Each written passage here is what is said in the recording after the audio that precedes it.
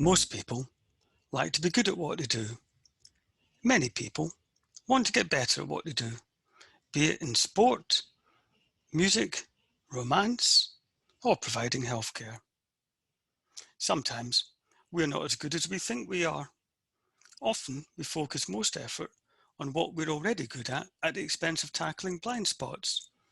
For example, clinicians tend to pursue professional development in areas of interest where their performance is already high, rather than areas of relative weakness or patient need. Audit and feedback aims to improve patient care by reviewing clinical performance against explicit standards and directing action towards areas not meeting those standards. We will now go on a rapid tour, visiting different types of feedback, what we know about feedback from research, and suggestions for improving the impact of feedback. Feedback can take various forms. It can concern processes of care, such as offering evidence-based treatments, or outcomes of care, such as survival or quality of life. It can use routinely coded and collected data, or structured reviews of patient records. It can be verbal or written, use words or graphs. Audit and feedback generally works. A Cochrane review of 140 randomized trials found that audit and feedback improved adherence to recommended processes of care by around 4%.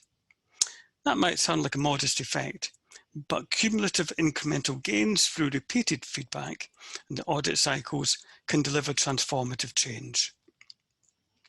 Audit and feedback has a reach and population impact through scaled-up national programs, which other quality improvement programs may not achieve with similar resources.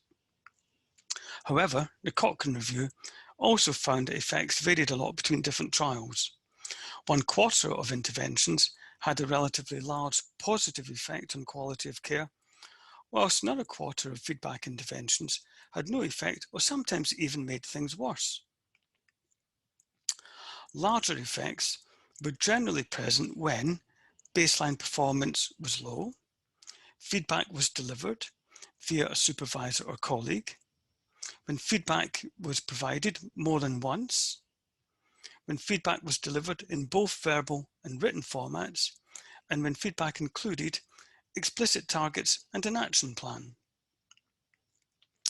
Building on the Cochrane review, expert interviews and evidence synthesis were used to derive state-of-the-art suggestions for effective feedback.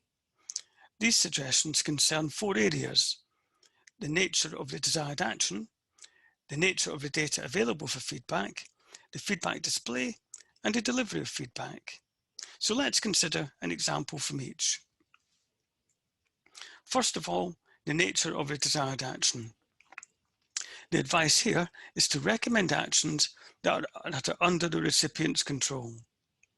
Clinicians can become frustrated and even demotivated if given feedback on actions outside of their immediate control, and which depend upon the likes of patient behaviour or organisational resources not at their disposal. So when choosing audit standards, focus on actions that are under the control of recipients. Next, think about the nature of data available for feedback.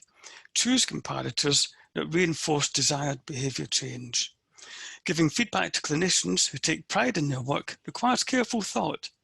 For example, feedback showing performance against an average may send mixed messages.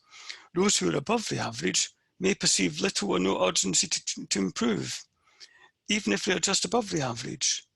However, showing comparisons against the top 10% of performers may be too discouraging for those who feel they're at the bottom of the heap.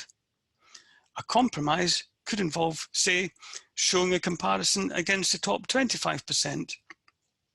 You might call this the Goldilocks zone, where you're doing just enough to motivate change and reinforce good practice without losing those towards the tail end of performance.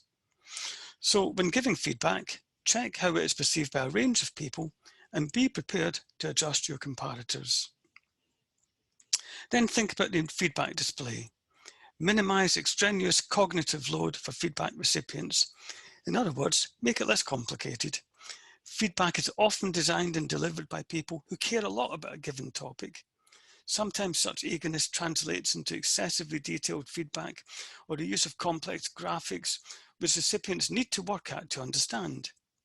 We are generally dealing with people who are glancing at feedback during a 5-minute coffee break or at the end of a long day.